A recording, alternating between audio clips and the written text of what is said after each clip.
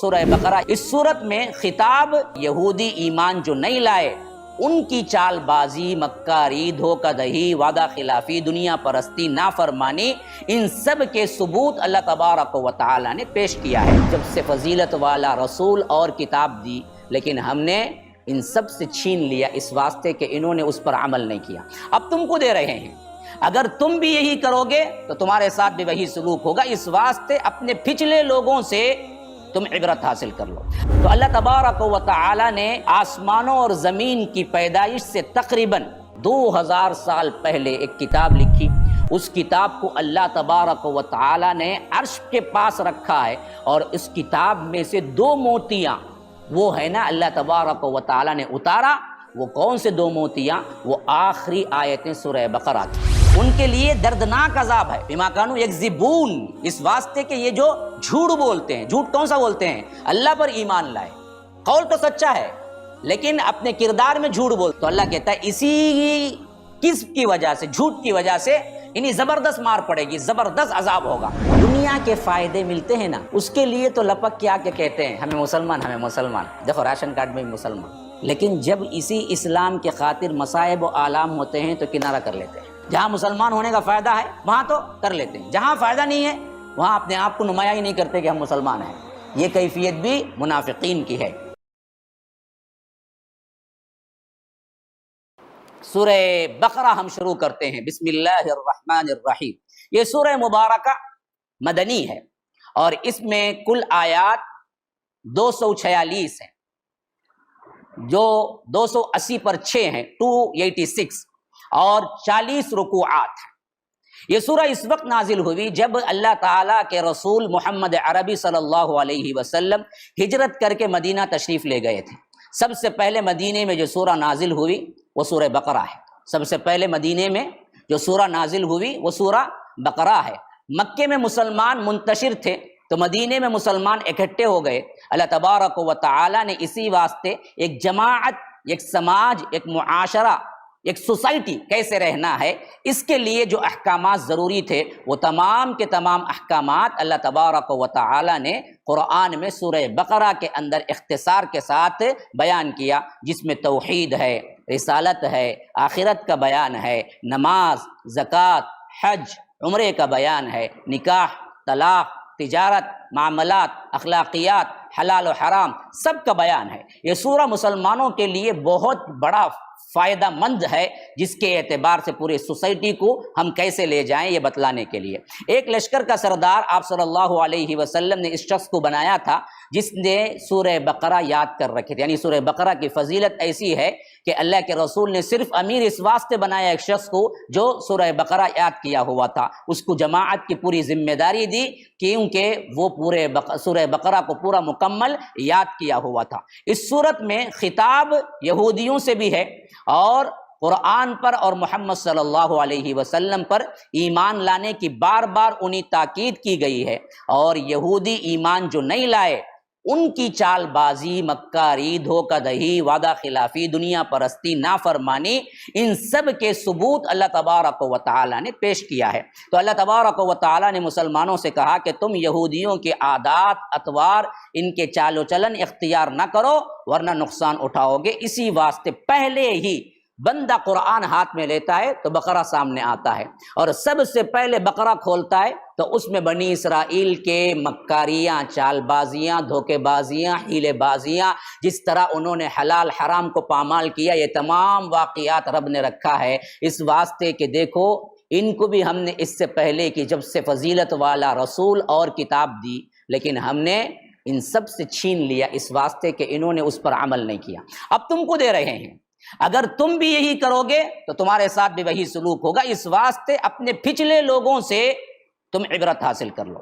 ابو امامہ الباہلی فرماتے ہیں کہ میں نے اللہ کے رسول صلی اللہ علیہ وسلم کو فرماتے ہوئے سنا، قرآن پڑھو، یہ قیامت کے دن اپنے پڑھنے والوں کے لیے سفارش بن کے آئے گا، اور 2 نورانی صورتیں الزہراوین کا لفظ آیا ہے، کسے؟ بقرہ اور آل عمران کو، کہ فرمایا کہ 2 نورانی صورتیں بقرہ اور آل عمران کو پڑھتے رہا کرو، کیونکہ یہ دونوں قیامت کے دن اس طرح آئیں گی جیسے دو سائبان یا دو بادل اپنے پر کھولے پرندوں کے جو جھنڈ میں جس طرح آتے ہیں اس طرح کیا ہے وہ آئیں گے اور اپنے پڑھنے والوں کو وہاں پر سایہ کریں گی اور سفارش کریں گی۔ کون؟ یہ دو صورتیں، ایک بادل کا سایہ، ایک بادل کا ٹکڑا کس طرح آپ کو کیا ہے سایہ کر سکتا ہے، اس طرح یہ صورتیں خود کیا ہو جائیں گی، ایک سائبان بن جائے گا۔ یہ سائبان دراصل کیا ہے، اس شخص کے لیے آئے گا جو سورہ بقرہ اور سورہ آل عمران کی تلاوت کرتا ہے، پھر وہ سفارش کرے گا۔ اور اسی طرح فرمایا بقرہ پڑھو، اس کا پڑھنا برکت ہے اور اس کا ترک کر دینا باعث حسرت ہے۔ یہ صحیح مسلم کی حدیث نمبر 1330 ہے۔ قیامت کے دن جب اس کے پڑھنے والوں کو بلند درجات ملیں گے اور بڑے بڑے انعام ملیں گے، نہ پڑھنے والا کہے گا کہ ہائے افسوس میں نے اسے کیوں نہ پڑھا، اس کی تعلیمات پر عمل کیوں نہ کیا، اجر و ثواب کو کیوں نہ حاصل کیا۔ تو اللہ تبارک و تعالی نے آسمانوں اور زمین کی پیدائش سے تقریباً، اسے البانی نے کیا ہے اس روایت کو صحیح کہا ہے کہ 2000 سال پہلے ایک کتاب لکھی جو عرش کے پاس ہے، اور اس میں اس نے 2 آیتیں اتاری جس میں سورہ بقرہ ختم ہوتی ہے۔ 2000 سال پہلے ایک کتاب لکھی، اس کتاب کو اللہ تبارک و تعالی نے عرش کے پاس رکھا ہے، اور اس کتاب میں سے 2 موتیاں وہ ہے نا اللہ تبارک و تعالی نے اتارا۔ وہ کون سے 2 موتیاں؟ وہ آخری آیتیں سورہ بقرہ کی، آمن الرسول بما انزل اور لا یکلف اللہ نفسا۔ یہ دراصل کیا ہے سورہ بقرہ کی فضیلت ہے۔ اور اسی طرح کسی گھر میں 3 دن سورہ بقرہ پڑھا جائے تو اللہ کے رسول کہتے ہیں کہ اس کے اندر شیطان ٹک نہیں سکتا۔ اور اسی طرح اللہ کے رسول صلی اللہ علیہ وسلم نے فرمایا کہ اپنے گھروں کو قبریں نہ بناؤ، یعنی قبرستان نہ بناؤ۔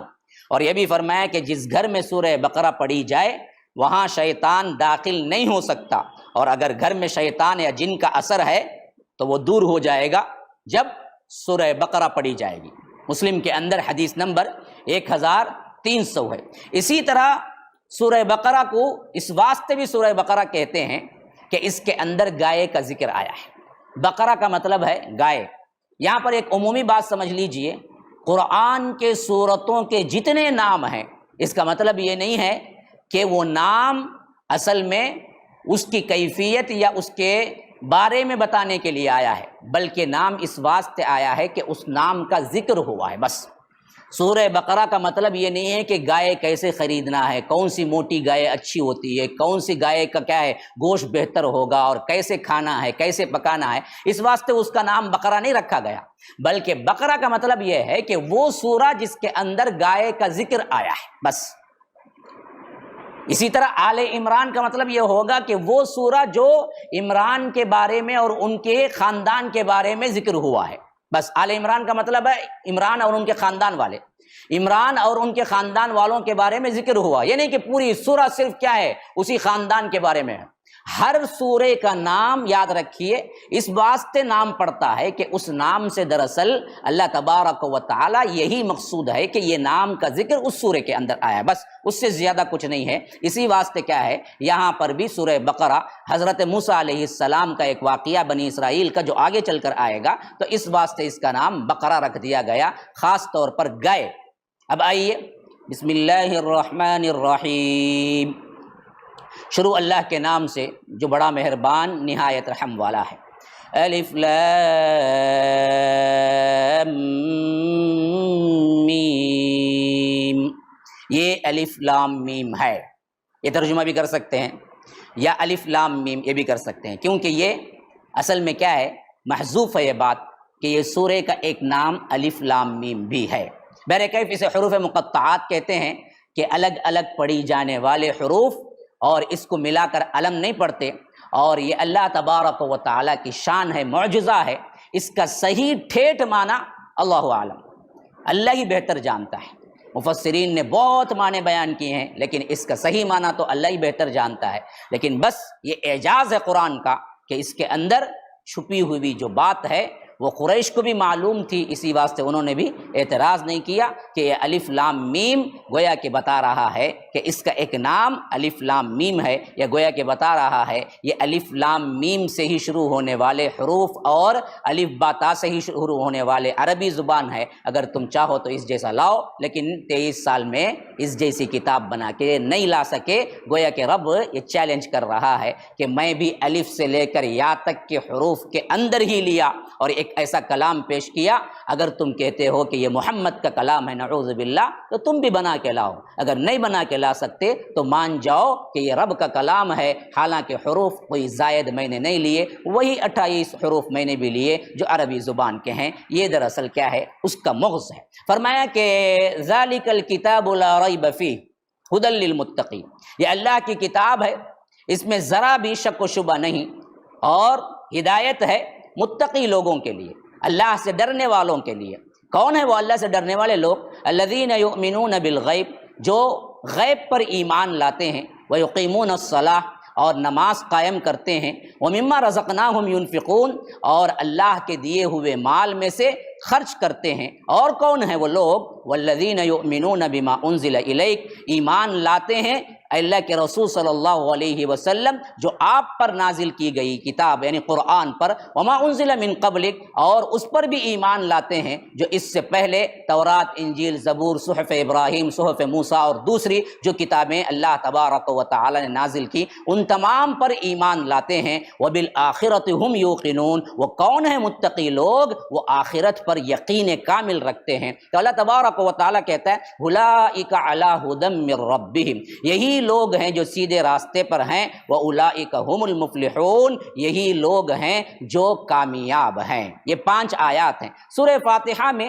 انسان نے اللہ تبارک و تعالی سے جو دعا کی، اللہ تبارک و تعالی نے اس دعا کے جواب میں سورہ بقرہ سے پوری کتاب سامنے رکھ دی، لو یہ ہے تمہاری ہدایت کے لیے کتاب۔ اب یہاں پر سب سے اہم ترین چیز جو بتایا ہے، ایک ایمان لانے والے انسان یا مسلمان کے ساتھ سب سے اہم ترین جو سائن بورڈ ہمیں ملتا ہے، ایک مسلمان جو جنت میں جانے والا ہے اس کے لیے کیا کرنا ہے؟ نماز پڑھنا ہے۔ نماز، یقیمون الصلاۃ، پورا تمہارے اسلام اور ایمان کا مرکزی نقطہ جو عمل سے بتلانا ہے وہ یہی ہے کہ تم نماز کا اختیار کرو۔ اور فرمایا کہ یہ ہدایت ہے متقین کے لیے، تو اس کا مطلب یہ نہیں ہے کہ کیا ہے گمراہوں کے لیے ہدایت نہیں ہے، بے دینوں کے لیے ہدایت نہیں، ان کو بھی ہدایت ہے۔ تو پھر ہدایت متقین کے لیے کیوں ہے؟ تو یاد رکھیے اس واسطے فرمایا کہ اصل ہدایت جو ملے گی نا وہ متقین کو ملے گی، وہ متقین کو ملے گی۔ عام ہدایت اس کی طرف پلٹ کر آنے کے لیے عام انسانوں کے لیے ہدایت ہے، کوئی بھی اس کو سن کر کیا ہے مسلمان ہو سکتا ہے، لیکن مسلمان ہونے کے بعد اعلیٰ جنتیں، اعلیٰ کردار، اعلیٰ مراتب جو حاصل ہوں گی نا وہ متقین ہی کو ملیں گی۔ 2 ہیں ہدایتیں، ہدایت عامہ، ہدایت خاصہ۔ یہاں پر ہدایت خاصہ کے بارے میں فرما رہا ہے کہ یہ خاص ہدایت جو ملے گی نا وہ ہمارے بندوں کو ملے گی جو ڈرتے ہیں، ان کو اعلیٰ مقام ملے گا۔ ہر کافر، مشرک، ملحد کو ہدایت ملے گی؟ ملے گی، ضرور ملے گی۔ اس کو جتنی ہدایت کی ضرورت ہے وہ قرآن سے مل جائے گی، لیکن اعلیٰ کردار، اعلیٰ مقام کس کو ملیں گے؟ وہ صرف اور صرف کیا ہے؟ اللہ تبارک و تعالیٰ کے ڈرنے والوں کو ملیں گی۔ اسی واسطے آپ لوگ اچھی طرح ذہن میں رکھیے، ایک ہے مسلمان ہو جانا، ایک ہے محسن بن جانا۔ ومن احسن قولا بلا من اسلم وجہہ للہ وہو محسن، یہ اعلیٰ ترین درجہ ہے احسان کا۔ یہ دراصل جو ملے گی نا وہ متقین کو ملے گی۔ ایک ہے مسلمان بننے کی ہدایت، یہ سب کو ملے گی، قرآن سب کے لیے ھذا بیان للناس وھدی ورحمہ، ھذا بیان للناس وھدی ورحمہ، یہ تمام لوگوں کے لیے ہدایت ہے۔ تو یاد رکھیے یہ بات نوٹ کرنے کے قابل ہے۔ اب آئیے اگلی آیتوں کی طرف۔ فرمایا ان الذين كفروا سواء عليهم أأنذرتهم ام لم تنذرهم لا يؤمنون، بلا شبہ کافروں کے لیے یہ بات برابر ہے، تم انہیں ڈراؤ یا نہ ڈراؤ وہ ایمان لانے والے نہیں ہیں۔ یعنی بعض ڈرم قسم کے لوگ ہوتے ہیں، وہ کچھ بھی کہہ لیں، ایسے لوگوں کے لیے اللہ تبارک و تعالیٰ کہتا ہے اللہ کے رسول آپ انہیں ڈرائیں یا نہ ڈرائیں، یہ برابر ہیں۔ کون؟ ابو جہل، ابو لہب، عتبہ، شیبہ، ربیعہ، اسی طرح آج کے ہڈرم لوگ۔ اور فرمایا کہ ختم اللہ علی قلوبہم وعلی سمعہم وعلی ابصارہم غشاوۃ ولہم عذاب عظیم، کیونکہ اللہ نے ان کے دلوں پر، ان کے کانوں پر مہر لگا دی اور ان کی آنکھوں پر پردہ پڑا ہوا ہے اور ان کے لیے بہت بڑا عذاب ہے۔ اب یہ دراصل عجیب بات ہے، اللہ ہی کیا ہے ان کے کانوں پر اور ان کے آنکھوں پر کیا پردہ ڈال دیا ہے، تو پھر وہ کیسے ہدایت پائیں گے؟ نہیں، اللہ ان کو نہیں ڈالتا جو ہدایت پانے والے ہیں، جو ہٹ ڈرم ہیں، جو ہدایت کے سامنے ہوتے ہوئے بھی ہدایت کو نہیں مانتے ہیں، بدلتے نہیں ہیں، پھر اللہ تبارک و تعالیٰ کی طرف سے انہیں کیا ہے سیل رکھ دیا جاتا ہے۔ تو ان آیات میں کٹر قسم کے کافر جو ٹس سے مس نہیں ہوتے، اور یہی حالت آپ ہمارے اپنے مسلمانوں میں بھی بعضوں کو دیکھیں گے، آپ کٹر قسم کے اپنے آبا و اجداد کی پیروی کرنے والے، کٹر قسم کے کیا ہے رسومات پر، بدعات پر، خرافات پر چلنے والے، آپ انہیں سب پورے کے پورے احادیث سامنے لا کے رکھ دیں اور بتائیں کہ دیکھو جی یہ منع ممانعت ہے، قبروں کی پوجا جائز نہیں ہے، سجدے جائز نہیں ہیں، سب سن کے کہتے ہیں کہ سب معلوم ہے صاحب، ہمارے پیر ہم کو بچا لیں گے، تم جاؤ اپنے کام کرو۔ یہ کیفیت والا پہلا طبقہ ہے جس میں اللہ نے 2 آیتوں پر کیا ہے ان کی تمام کیفیتیں بیان کر دی۔ اب آگے سنیے، وَمِنَ النَّاسِ مَن يَقُولُ آمَنَّا بِاللَّهِ وَبِالْيَوْمِ الْآخِرِ وَمَا هُمْ بِمُؤْمِنِينَ۔ پہلے کے 5 آیات مسلمانوں کی صفات، درمیان کے 2 آیات کٹر کافروں کے صفات، اب آگے جو آ رہے ہیں یہ مضمون بہت اہم ہے، یہ مسلمان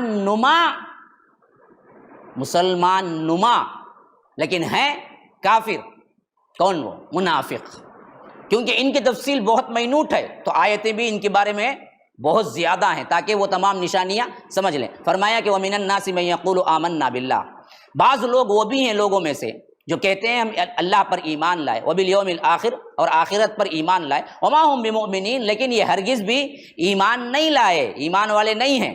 يُخَادِعُونَ اللَّهَ وَالَّذِينَ آمَنُوا، یہ اللہ کو اور مومنوں کو دھوکہ دیتے ہیں، وَمَا يَخْدَعُونَ إِلَّا أَنفُسَهُمْ، مگر یہ کسی کو دھوکہ نہیں دیتے صرف اپنے آپ کو، وما یشعرون، لیکن یہ سمجھتے نہیں ہیں۔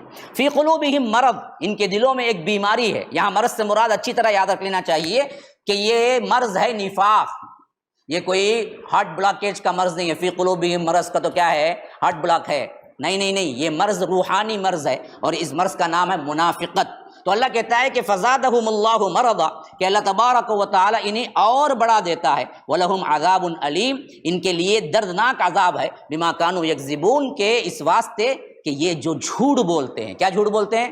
آمنا باللہ، ہم اللہ پر ایمان لائے، حقیقت میں ایمان نہیں لائے۔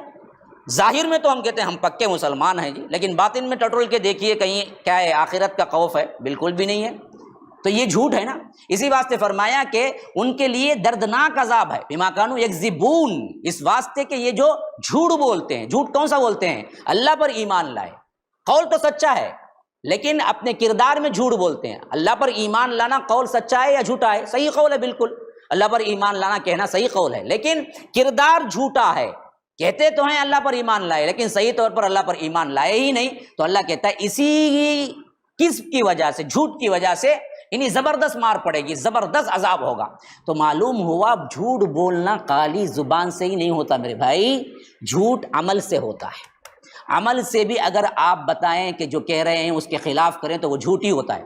آپ کہیں کہ ہمیں آخرت پر ایمان ہے اور آپ دھوکہ بازی کریں، خیانت کریں، تو گویا کہ آپ جھوٹ بولتے ہیں، کیونکہ آپ کو ایمان نہیں ہے۔ ایمان ہوتا تو ایسا نہیں کرتے۔ تو اسی واسطے فرمایا وَلَهُمْ عَذَابٌ عَلِيمٌ بِمَا كَانُوا يَكْذِبُونَ، کہ ان پر کیا ہے دردناک عذاب ہے کیونکہ یہ جھوٹ بولتے ہیں۔ وَإِذَا قِيلَ لَهُمْ، اور ان سے کہا جاتا ہے لَا تُفْسِدُوا فِي الْأَرْضِ، دیکھو زمین میں فساد برپا نہ کرو، قالوا، تو وہ کہتے ہیں انما نحن مصلحون، نہیں ہم تو فساد کہاں برپا کرتے ہیں جی، ہم تو اصلاح کرنے والے ہیں۔ تو اللہ کہتا ہے الا، آگاہ ہو جاؤ، انہم هم المفسدون، یہی ہیں اصل مفسد، فساد کرنے والے، ولکن لا یشعرون، لیکن کیا ہیں وہ لوگ سمجھتے نہیں ہیں۔ یعنی بعض لوگ کیا کرتے ہیں کہ ہر جگہ اپنا منہ ڈالتے ہیں، ہر جماعت میں اپنے آپ کو کہتے ہیں ہم انہی میں سے ہیں، یہی نفاق کی صفت ہے۔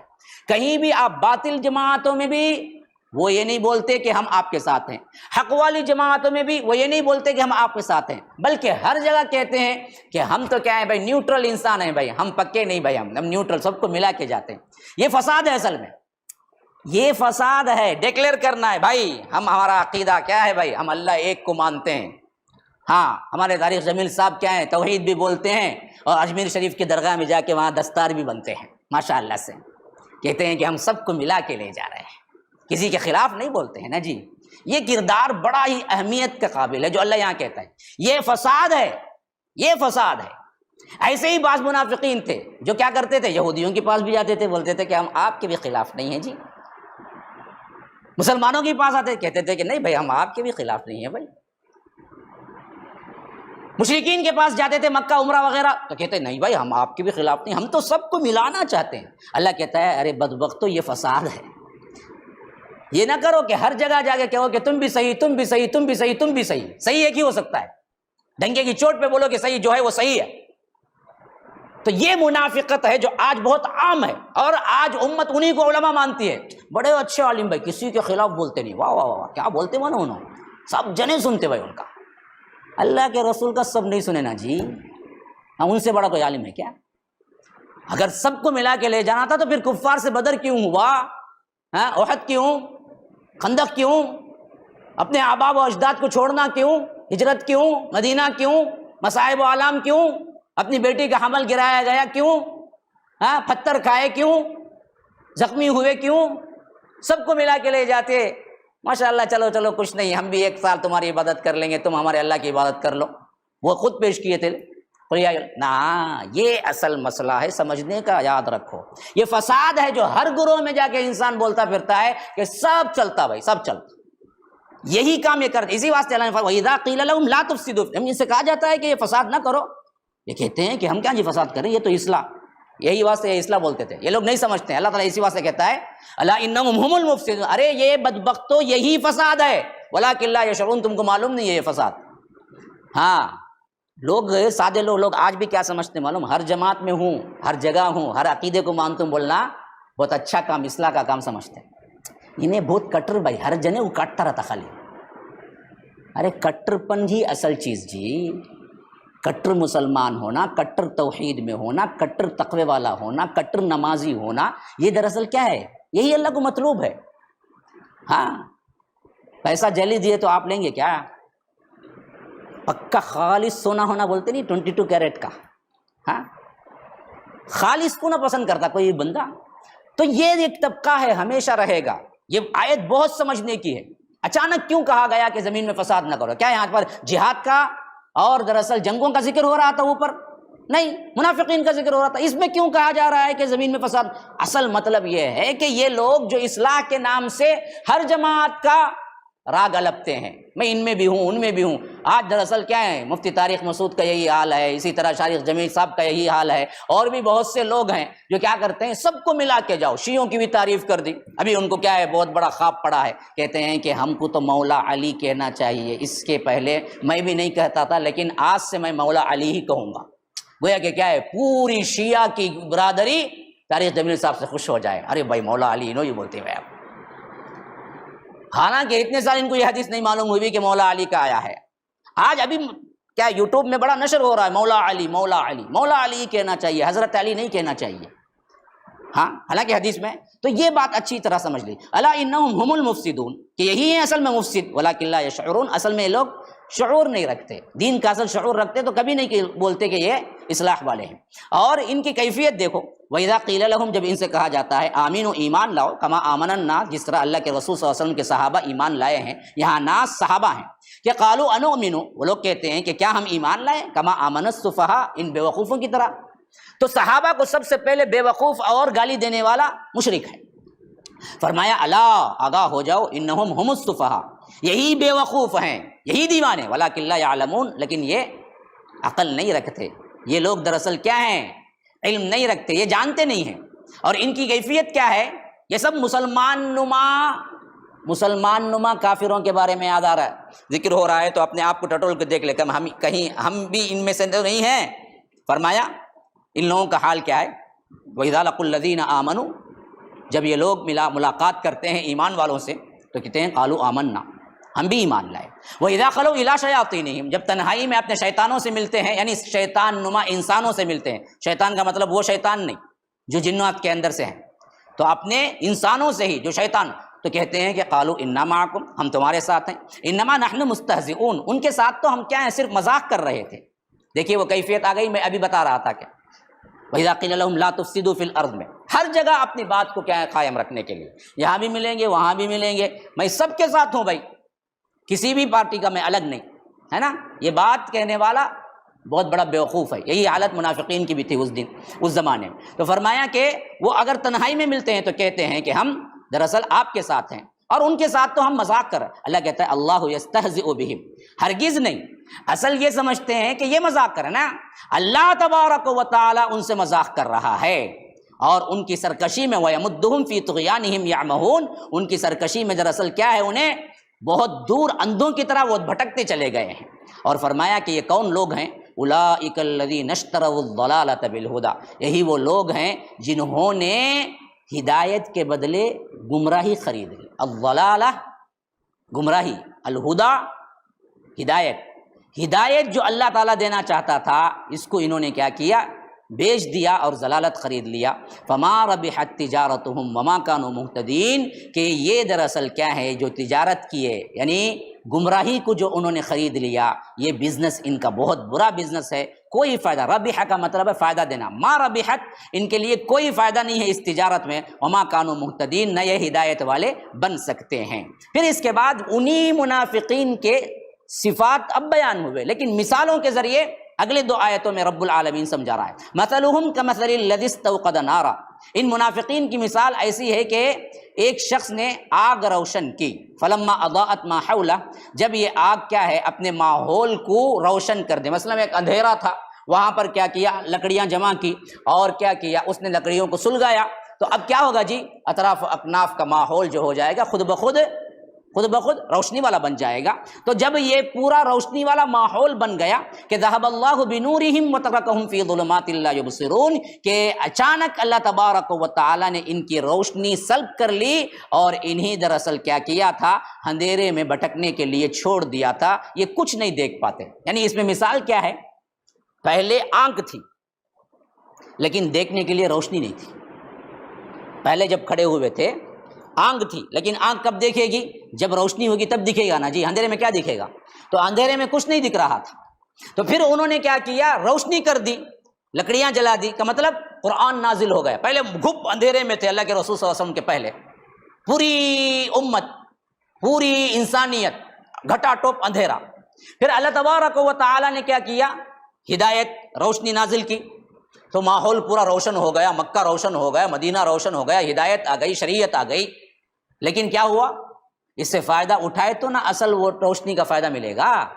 لیکن کفر پہ تکیہ کر کے یا منافق بن کے یا یہودی بن کے کھڑے رہے، اسلام قبول نہیں کیا، تو کیا ہوا، اس روشنی سے وہ کوئی فائدہ نہیں اٹھا سکے. یہی اللہ تعالیٰ کہتا ہے کہ یہ روشنی قرآن آیا لیکن یہ لوگ فائدہ نہیں اٹھائے، تو اب اللہ تبارک و تعالیٰ نے ان کی روشنی ہی کو لے لیا. اب تو کیا ہے، اب لائٹیں ہیں لیکن دیکھنے کے لیے آنکھ نہیں. پہلے آنکھ تھی، لائٹ نہیں تھی، لائٹ آ گئی پھر بھی فائدہ نہیں اٹھایا. تو اللہ نے کیا کیا، دیکھنے کی آنکھ واپس لے لیا. اب ضرورت ہے تمہاری آنکھ کئی کو، ہاں جب ہدایت کو دیکھتے ہی نہیں تو آنکھ کئی کو لے لو.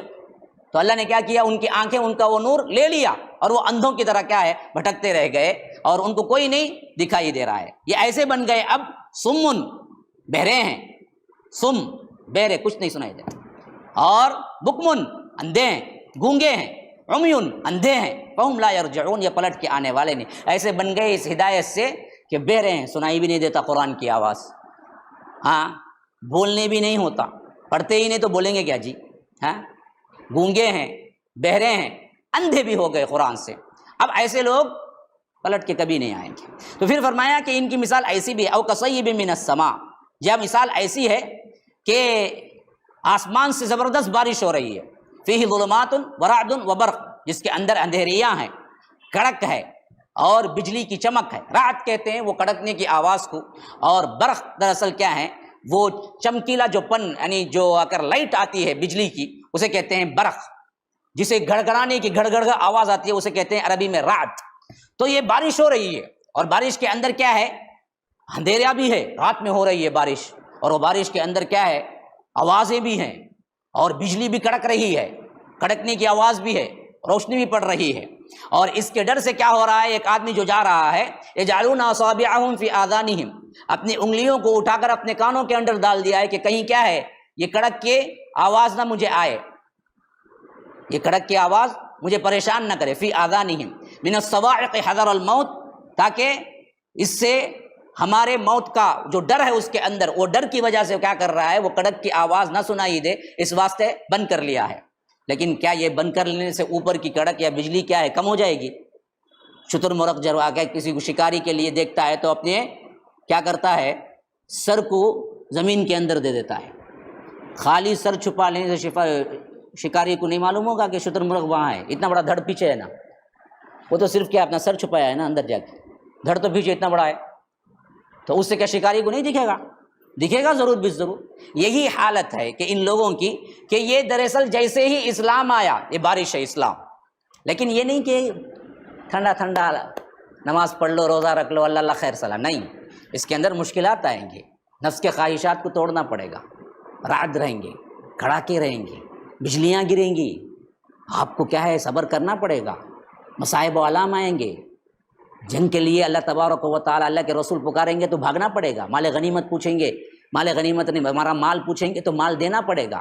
تو یاد رکھیے یہ تمام چیزیں ہیں، لیکن اس سے ڈر کر آپ بھاگیں گے تو صحیح مسلمان بن سکتے نہیں بن سکتے۔ تو یہی کہہ رہا ہے اللہ تبارک و تعالی، یجعلون اصابعهم فی آذانہم من الصواعق حذر الموت، کہ یہ بنا لیتے ہیں اپنی انگلیاں، اصبع ایک انگلی، اصابع بہت سے انگلیاں، تو اپنی انگلیوں کو اپنے کانوں کے اندر ڈال لیتے ہیں تاکہ کیا ہے وہ کڑک انہیں موت سے بچا لے، لیکن یہ ہونے والی بات نہیں۔ واللہ محیط بالکافرین، کہ اللہ تبارک و تعالی ان کافروں کو گھیرے ہوئے ہے۔ یکاد البرق، قریب ہے کہ ایسی کیفیت میں کیا ہو، یخطف ابصارہم، وہ بجلی دراصل کیا ہے ان کے آنکھوں کو اچک لے، بجلی پڑ کے یہ اندھے ہو جائیں۔ اللہ چاہے تو ایسے منافقین کو کر سکتا، لیکن اللہ نے ان پر رحم کیا، دنیا میں ہی ان پر بجلیاں گرا سکتا تھا۔ اور آج بھی جو لوگ کیا ہیں خالی مسلمان کہہ کر اللہ کی نافرمانی کرتے ہیں، فوری طور پر انہیں مار سکتا ہے، فوری طور پر آسمان سے کوئی عذاب آ سکتا ہے، لیکن دیتا اللہ نہیں دیتا۔ کیوں؟ اللہ کے پاس کیا ہے، ایک وقت مقررہ ہے سزا دینے کا۔ تو اسی لیے فرمایا کہ قریب ہے کہ وہ اچک لے جائیں ان کی بصارت کو، ان کی دیکھنے کی قوت کو، لیکن اللہ نے چھوڑے رکھا ہے۔ اچھا، کلما اضاء لهم مشوا فیہ، جب کبھی کیا ہوتا ہے، یہ کڑک کی وجہ سے تھوڑی سی روشنی جب پڑتی ہے تو یہ چل لیتے ہیں، اندھیرے میں کھڑے ہوئے ہیں، جیسے ہی تھوڑی سی روشنی پڑی چل لیتے ہیں۔ وَإِذَا أَظْلَمَ عَلَيْهِمْ، پھر اندھیرا چھا گیا، قاموا، کھڑے ہو جاتے ہیں۔ وَلَوْ شَاءَ اللَّهُ لَذَهَبَ بِسَمْعِهِمْ وَأَبْصَارِهِمْ، اگر اللہ چاہتا تو پرماننٹ ان کی سماعت، ان کو سننے کی طاقت اور ان کی دیکھنے کی طاقت کو لے جاتا۔ ان اللہ علی کل شیء قدیر، کہ اللہ تبارک و تعالی ہر چیز پر قادر ہے۔ یہ دو آیتیں تھوڑا سمجھنے میں کیا ہے، ذرا سا عمیق نظر سے دیکھیں گے تو آپ کو سمجھ جائیں گے یہ کیفیتیں وہ ہیں جو اسلام لانے کے بعد اس کے مصائب و آلام پر کھڑنے کا جو جذبہ نہیں ہو کر لوگ پیچھے پلٹ جاتے ہیں، ان کو تنبیہ کی گئی ہے۔ دوسری آیت میں فرمایا گیا کہ اسلام لانے سے بعض جو دنیا کے فائدے ملتے ہیں نا، اس کے لیے تو لپک کے آ کے کہتے ہیں ہمیں مسلمان، دیکھو راشن کارڈ میں بھی مسلمان، لیکن جب اسی اسلام کے خاطر مصائب و آلام ہوتے ہیں تو کنارہ کر لیتے ہیں۔ اسی لیے فرمایا کہ جب ان پر کیا ہے بجلی سے تھوڑی سی روشنی ہو جاتی ہے تو وہ اس روشنی میں کیا کرتے ہیں، چل لیتے ہیں۔ جہاں مسلمان ہونے کا فائدہ ہے وہاں تو کر لیتے ہیں، جہاں فائدہ نہیں ہے وہاں اپنے آپ کو نمایاں ہی نہیں کرتے کہ ہم مسلمان ہیں۔ یہ کیفیت بھی منافقین کی ہے۔ یہ دو مثالیں بہت اہم ترین مثالیں ہیں جو رب العالمین فرماتا ہے۔ پھر آگے سے اب کیا ہے، اصل مضمون شروع ہو رہا ہے جو قرآن کا مضمون ہے۔ فرمایا یا ایھا الناس، اے لوگو، اعبدوا ربکم، اپنے رب کی عبادت کرو، الذی خلقکم، جس نے تم کو پیدا کیا، والذین من قبلکم، اور وہی ہے جس نے تم سے پہلے تمام آبا و اجداد کو بھی پیدا کیا، تمہارے باپ دادا کو بھی اسی نے پیدا کیا۔ اسی واسطے رب مانو، صرف تم کو نہیں، پوری کائنات کو میں نے ہی پیدا کیا۔ لعلکم تتقون، تاکہ تم ڈر جاؤ۔ کون ہے وہ رب جو تم کو اور تمہارے باپ دادا کو پیدا کیا؟ فرمایا کہ الذی جعل لکم الارض، جس نے زمین کو کیا ہے تمہارے لیے بنایا فرش، بہترین چلنے کی، بہترین رہنے کی جگہ، والسماء بناء، اور آسمان کو چھت، وانزل من السماء ماء، اور اسی چھت کے ذریعے سے تمہیں کیا ہے اوپر سے پانی برسایا، جو آسمان سے، مطلب یہ ہے بارش آسمان سے نہیں ابر سے آتی ہے، اور یہ بعض جگہ یہ بھی کہا کہ ابر سے ہی، بعض جگہ آسمان مطلقاً کہہ دیا کیونکہ اوپر سے آنے کے واسطے۔ فرمایا کہ فَأَخْرَجَ بِهِ مِنَ الثَّمَرَاتِ رِزْقًا، وہ پانی جیسے ہی زمین میں جاتا ہے، پانی تو ایک آیا، لیکن وہ جب زمین میں جاتا ہے تو اللہ کی قدرت دیکھو کہ اس کے ذریعے سے پھل نکالتا ہے مختلف قسم کے، ایک ایک کا ایک ایک رنگ ہے، ایک ایک کا ایک ایک ٹیسٹ ہے، یہ رب ہے، اسی واسطے اسی کی عبادت کرو۔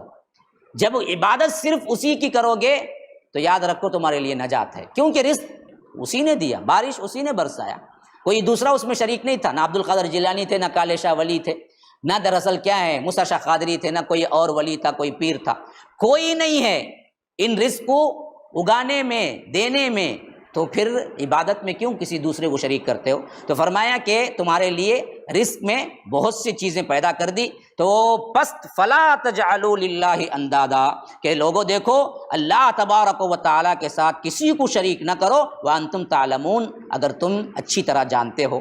ہاں یہ بات اب آ گئی، یہاں پر توحید بیان کی، اب اس آیت میں رسالت بیان کر رہا ہے۔ وَإِن كُنتُمْ فِي رَيْبٍ مِّمَّا نَزَّلْنَا، اب اللہ کے رسول صلی اللہ علیہ وسلم جو قرآن تمہارے لیے پیش کر رہے ہیں، اگر اس میں تو شک ہے کہ یہ دراصل رب العالمین کی طرف سے نہیں ہے، تو فرمایا کہ اگر تمہیں ریب ہے جو ہم نے اپنے بندے پر نازل کیا ہے یعنی قرآن، فَأْتُوا بِسُورَةٍ، تو لاؤ ایک سورت بنا کے لاؤ، اس جیسی ایک سورت بنا لاؤ، مِن مِثْلِهِ وَادْعُوا شُهَدَاءَكُم مِّن دُونِ اللَّهِ، اللہ کو چھوڑ کر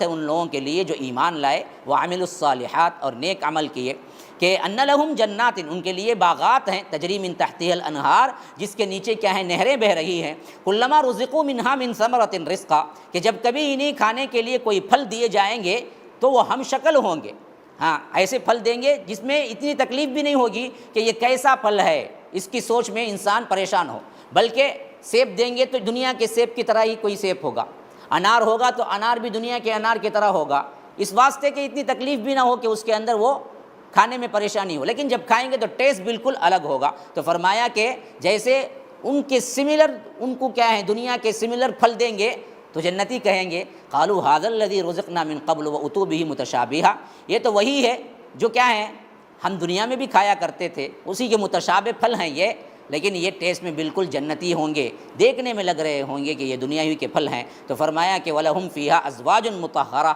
اور ہم وہاں پر پاکیزہ بیبیاں دیں گے، یعنی حور دیں گے، یا یہ ہے کہ پاکیزہ بیبیوں سے مراد کیا ہیں جو مسلمان عورتیں جائیں گی، اللہ تعالیٰ ان کو بھی حوروں سے بڑا درجہ دے گا، یہ بھی کیا ہیں ان سے بھی شادیاں ہو سکتی ہیں۔ تو فرمایا کہ وَهُمْ فِيهَا خَالِدُونَ، اس میں وہ ہمیشہ ہمیشہ رہیں گے۔ فرمایا إِنَّ اللَّهَ لَا يَسْتَحْيِي أَن يَضْرِبَ، کہ اللہ تبارک و تعالی نہیں شرماتا ہے کوئی بھی مثال دینے کے لیے، مثال بیان کرنے کے لیے، خواہ وہ مچھر کی ہو یا اس سے حقیر چیز کی ہو، مثلا ما بعوضۃ فما فوقها، یعنی جب قرآن کے اندر کچھ مثالیں یا کچھ نام مکھیوں کے، اور عنکبوت ایک سورہ ہی ہے جو مکڑی کا ہے، تو اس طرح آیا تو بعض مشرکین یا منافقین یا یہودیوں نے کہا کہ دیکھو جی یہ اگر اللہ کا کلام ہوتا تو اس کے اندر مکھی کا ذکر ہوتا، ہرگز نہیں، مکڑی کا ذکر ہوتا، ہرگز نہیں۔ تو اللہ نے کہا کہ اس میں کیا ہے، اللہ کے کلام ہونے میں مکڑی اور مکھی کا ذکر نہ ہونا کون سی کیا بات ہے آپ کے لیے، کہ کیا کوئی گارنٹی ہے کہ اس طرح کی بات ہوئی تھی؟ کہ اللہ تبارک و تعالیٰ شرماتا نہیں ہے مکھی کی مثال دینا یا مچھر کی مثال دینا یا اس سے بھی حقیر چیز کی مثال دینا۔ مثال تو اس واسطے دی جاتی ہے نا بھائی کہ اس کے ذریعے تم عقل پالو، نصیحت پالو، وہ کوئی بھی مثال ہو، لیکن یہ مثال ہے کہ آپ کیا قرآن کو رد کریں کہ یہ اللہ کی کتاب نہیں ہو سکتی کیونکہ اس کے اندر مکڑی کا ذکر آیا ہے، یہ اللہ کی کتاب نہیں ہو سکتی اس کے اندر مچھر کا ذکر آیا ہے۔ تو اللہ کہتا ہے کہ اللہ تبارک و تعالیٰ اس معاملے میں شرماتا نہیں ہے کہ وہ کوئی بھی مثال، کیونکہ مثال اصل میں کیا ہے، اس واسطے ہے کہ اس سے عبرت حاصل کرو، مثال اس واسطے ہے۔ اب وہ مثال سے کام ہو رہا ہے، اس سے عبرت ملتی ہے، تو اللہ مکھی کی بھی دیتا ہے، مکڑی کی بھی دیتا ہے، تو اللہ تبارک و تعالیٰ اس سے نہیں شرماتا ہے۔ اچھا، فَأَمَّا الَّذِينَ آمَنُوا فَيَعْلَمُونَ أَنَّهُ الْحَقُّ مِن رَّبِّهِمْ، جو لوگ ایمان لاتے ہیں، جن کا ایمان پختہ ہے کہ یہ اللہ ہی کی کتاب ہے، تو وہ جانتے ہیں کہ رب نے جو بھی اتارا ہے، خواہ وہ مکھی کی مثال ہو، مکڑی کی مثال ہو، یہ میرے رب کی طرف سے حق ہے۔ وَأَمَّا الَّذِينَ كَفَرُوا، رہے جو لوگ انکار کرتے ہیں، کافر ہیں، فَيَقُولُونَ، وہ کہتے ہیں ماذا اراد اللہ بہذا، مسئلہ کہ اللہ تبارک و تعالی ایسی مثالیں دینے سے اللہ کو کیا چاہتا ہے، اللہ کیا چاہتا ہے کہ اس طرح کے حقیر کیڑے مکوڑوں کی مثال دے رہا ہے، حالانکہ اس مثال سے آپ کو کیا ضرورت لینا تھا، ایمان والے لے لیتے ہیں، کافر مذاق اڑاتے ہیں۔ مثلا سمجھیے کہ اللہ تبارک و تعالیٰ کہتا ہے کہ جو لوگ اللہ کو چھوڑ کر دوسروں کو پکارتے ہیں ان کی مثال ایسی ہے جیسے کیا ہے، جیسے کیا ہے، مکڑی کے جالے کی طرح۔ کیوں؟ سب سے کمزور ترین اگر کوئی گھر ہے تو کون سا گھر ہے؟ اتخذت بیتا، مکڑی کا جالا۔ سب سے کمزور ترین۔ اب شرک اللہ کو چھوڑ کر دوسروں کو جو وسیلہ یا سمجھتے ہیں کارساز، مکڑی کے جالے کی طرح ہیں۔ بات سمجھ گئے نہیں سمجھے؟ سمجھ گئے، کیونکہ اس سے کم تر کمزور ترین کوئی گھر ہے ہی نہیں دوسرا۔ تو اللہ نے کہا کہ وہاں پر کمثل العنکبوت، مکڑی کی جالے کی طرح ہیں یہ سب لوگ جتنے کو بھی تم اللہ کو چھوڑ کر پکارتے ہو۔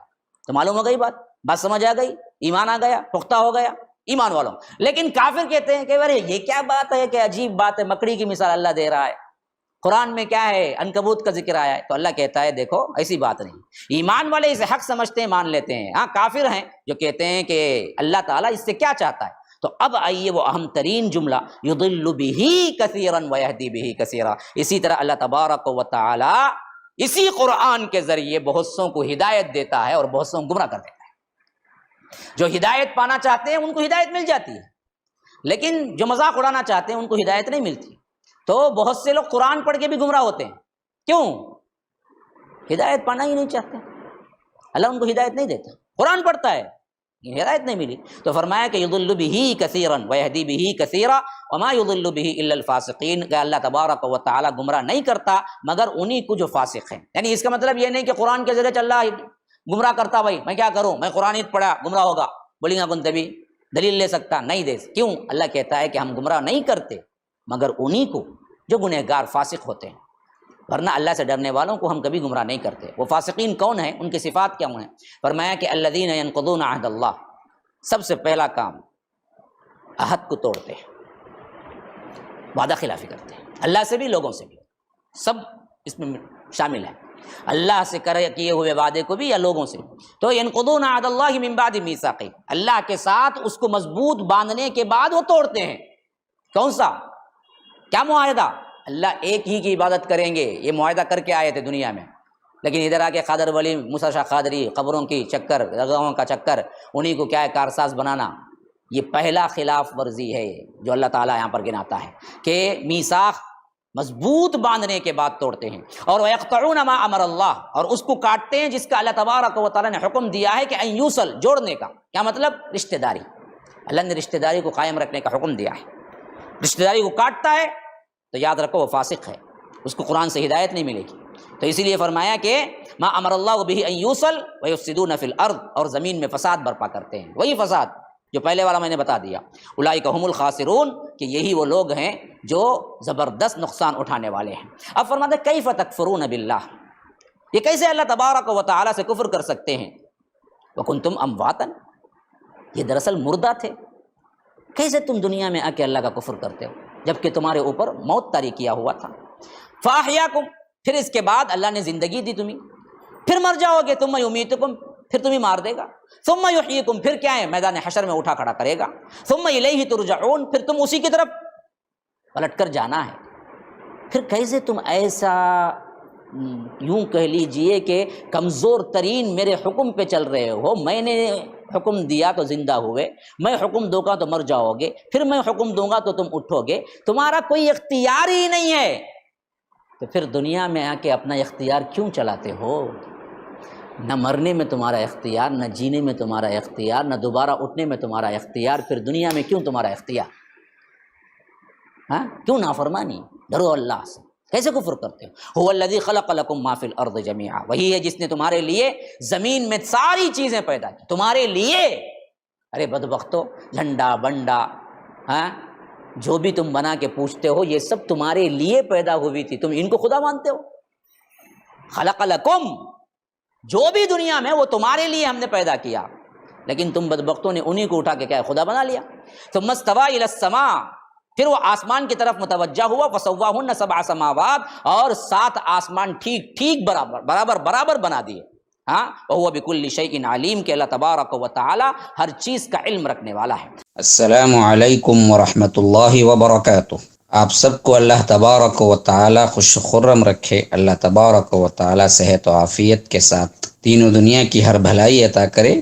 میں جاوید عثمان ربانی اس بات کی اطلاع دیتے ہوئے بڑی مسرت اور خوشی کا اظہار کر رہا ہوں کہ الحمدللہ ثم الحمدللہ آپ سب کے تعاون سے اللہ تبارک و تعالی کے رحمت اور اس کے کرم سے مسجد السلام کے جو تعمیری کام ہیں وہ اپنے آخری مراحل میں ہیں، اور آپ سب سے اس بات کی درخواست کی جا رہی ہے کہ اب آخری میں فلورنگ کا ٹائلس کا کام جاری و ساری ہے، جس کے لیے تقریباً 8.5 لاکھ روپئے کی ضرورت ہے، اور آپ کو ایک فلور کے لیے کتنا ہو رہا ہے اس ویڈیو میں بتایا جا رہا ہے، اور اکاؤنٹ نمبرات اور جی پے نمبر، فون پے نمبر آپ کو دیے جا رہے ہیں۔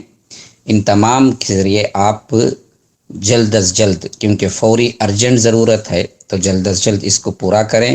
جتنا مدد ہو سکتی ہے آپ اپنے طرف سے، اپنے دوست احباب کی طرف سے، اپنے اہل و عیال کی طرف سے، اپنے مرحومین کی طرف سے آپ ادا کر سکتے ہیں، اس بات کو پھیلا سکتے ہیں۔ شکراً، فجزاکم اللہ احسن الجزاء، والسلام علیکم ورحمۃ اللہ وبرکاتہ۔